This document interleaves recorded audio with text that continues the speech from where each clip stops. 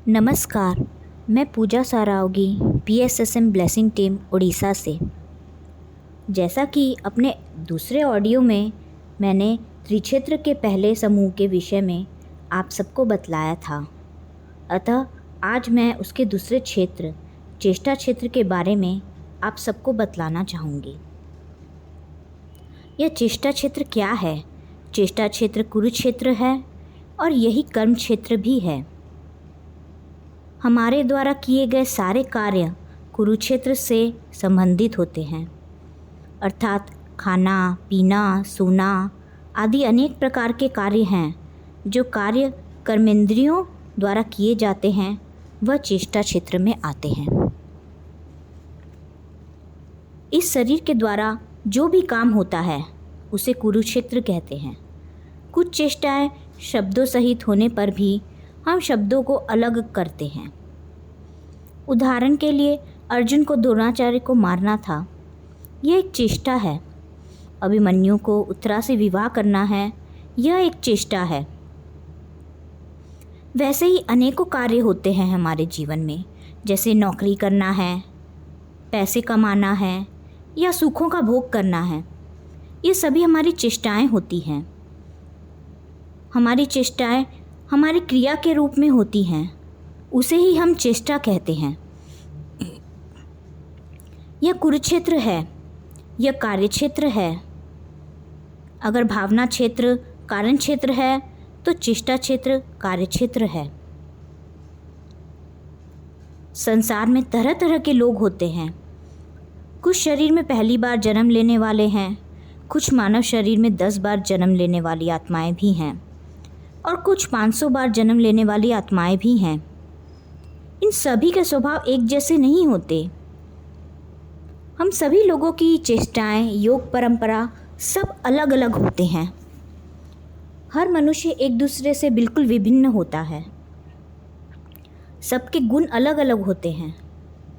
जैसा कि श्री कृष्ण जी ने हमारे भगवत गीता में कहा है कि इंसान में 3 गुण प्रधान हैं, रजोगुण, तमोगुण और आखिरी सबसे सत्वगुण।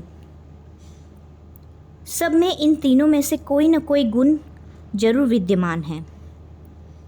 ये हमारे ऊपर निर्भर करता है कि हम कौन से गुण का पालन करते हैं। गुणों में विभिन्नता होने के कारण उनके कार्यों में भी विभिन्नता होगी। उनके कार्य विधान उनके गुणों के अनुरूप ही होंगे, यानी अलग अलग ही होंगे। एक ही कार्य पद्धति दूसरे से अलग होगी। प्रत्येक के कार्य करने में विभिन्नता होगी।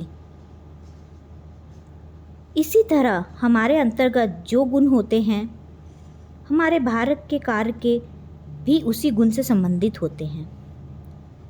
दूसरे गुणों से संबंधित नहीं होंगे, यह असंभव और असहज है।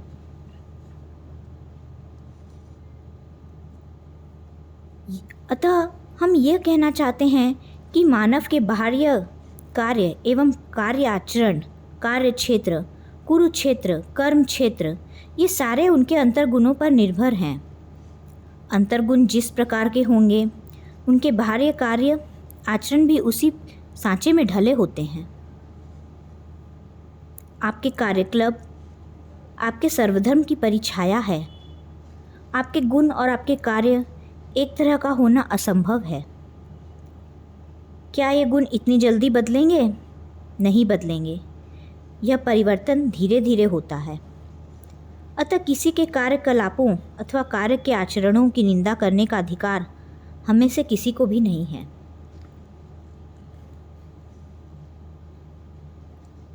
कार्य गुणों के अधीन है। कार्य क्षेत्र में सब परतंत्र है। हमारे सारे कार्य हमारे गुणों के अधीन हैं। कार्य प्रत्येक व्यक्ति के गुणों के बंदी हैं। यह प्रकृति सहज है। किसी के कार्य उनके अपने अपने गुण संचयों का दर्पण होती हैं। अतः गलती कहाँ है? गलती तो है ही नहीं। दूसरे का दोष देखना सबसे बड़ी भूल है। हम कोई नहीं होते किसी को जज करने वाले। किसी के अंदर कुछ गलती निकालना यह हमारी योग्यता नहीं है, क्योंकि कोई भी सर्वगुण संपन्न नहीं है।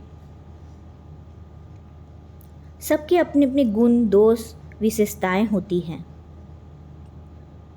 अपने अपने स्तरों पर सभी कोई न कोई गलती करते रहते हैं, इसी तरह सही भी करते रहते हैं। इसलिए किसी को भी दोषी ठहराने का सामर्थ्य हम में नहीं है। ऐसे ही किसी के चेष्टाओं की निंदा भी नहीं करनी चाहिए। किसी की चेष्टाओं की निंदा करने की योग्यता भी नहीं है। इस लोक में ही नहीं, किसी भी लोक में नहीं करनी चाहिए। चेष्टा जगत, यह अंतर्गुण जगत का बंदी है। श्रीमद् भगवद गीता में श्री कृष्ण कहते हैं कि तमोगुण, रजोगुण, सतोगुण प्रकृति सहज है। यह गुण प्रकृति की गोद से आए हैं, गुण गुणों में बरत रहे हैं। वे तुम नहीं हो, तुम्हारी चेष्टाएं तुम नहीं हो। गुण हमारी यथार्थ में हैं, गुण हमारी प्रकृति में हैं। बाकी प्रकृति की तरह रजो, तमो और सात्विक गुण अपने आप काम करते जाते हैं। हम उनके प्रति साक्षीभूत बने रहें, साक्षी मात्र बने। उनके बारे में सोचने की या चिंता करने की कोई आवश्यकता नहीं है। उनके बारे में सोचने की योग्यता भी नहीं है। चलते समय हम छाया के बारे में नहीं सोचते। हम जहाँ जाएंगे, हमारी छाया भी सहजता से वहीं हमारे साथ जाएगी, कहीं रुक नहीं जाएगी।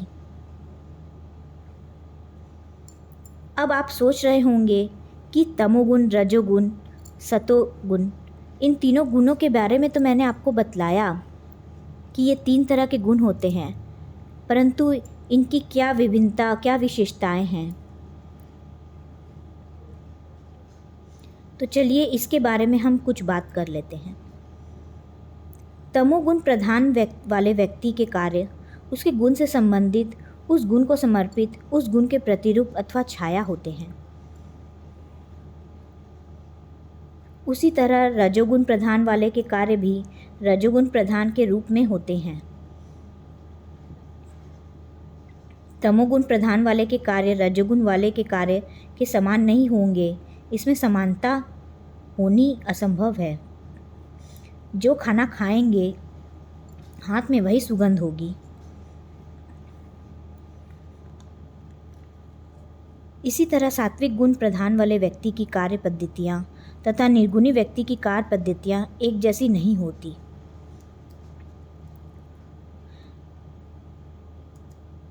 सबकी कुछ अलग अलग विशेषताएं हैं, सब कुछ अलग अलग है।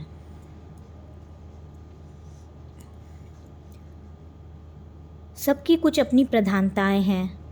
रजोगुण वाले व्यक्ति की चेष्टाएं, उसकी सोच अलग रहेगी। उसी तरह तमोगुण और सात्विक गुण वाले व्यक्ति की सोच बिल्कुल अलग होती है, क्योंकि वो गुण ही हैं जो उनको विभिन्न और विशेष बनाते हैं। यह हमारे ऊपर है कि हम अपने आप को किस गुण में ढाल सकते हैं। रजोगुण वाला व्यक्ति राजसिक स्वभाव का होता है। तमोगुण वाला व्यक्ति थोड़ी राक्षसी प्रवृत्ति का होता है और सतोगुण वाला व्यक्ति बिल्कुल शांत होता है। तो ये हमें निर्धारित करना है कि हम राजसिक गुण चाहते हैं कि राक्षसी गुण चाहते हैं कि शांत स्वभाव चाहते हैं। धन्यवाद। अब अपने अगले ऑडियो में मैं आप सबको इसके तीसरे क्षेत्र, वाक क्षेत्र के बारे में बताऊंगी।